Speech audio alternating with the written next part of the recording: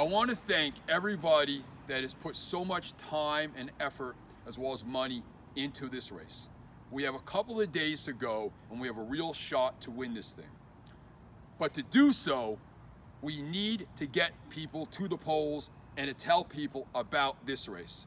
Right now, only about 20% of the people know who the 11 candidates are, and yet two candidates have spent $2.4 million on this race. This race will come down to whether or not people believe in a Medicare for all, single-payer healthcare system.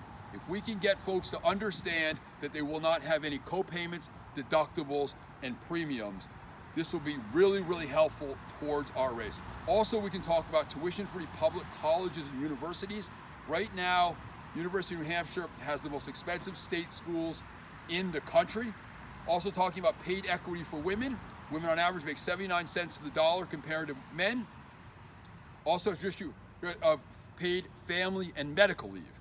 Right now, we have a scenario where somebody chooses to have a baby, or if they're sick, they probably are not going to get their job back when they go back into their job.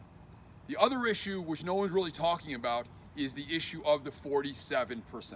Right now, 47% of Americans have $400 or less to deal with a medical emergency or simply their car breaking down. But what's funny, as I'm showing you, is right here under check his record. This is an attack ad by Maura Sullivan.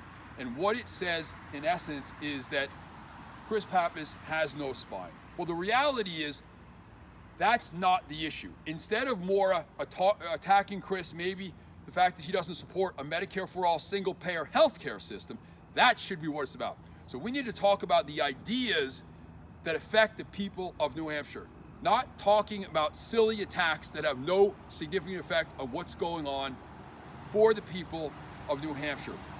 So I encourage you to get to the polls, and if you don't live in this particular district, get as many people as you can to talk about what's going on in District 1 and say loudly and clearly that we need Medicare for all, as well as tuition-free public colleges, as well as a lot of other issues that I've talked about.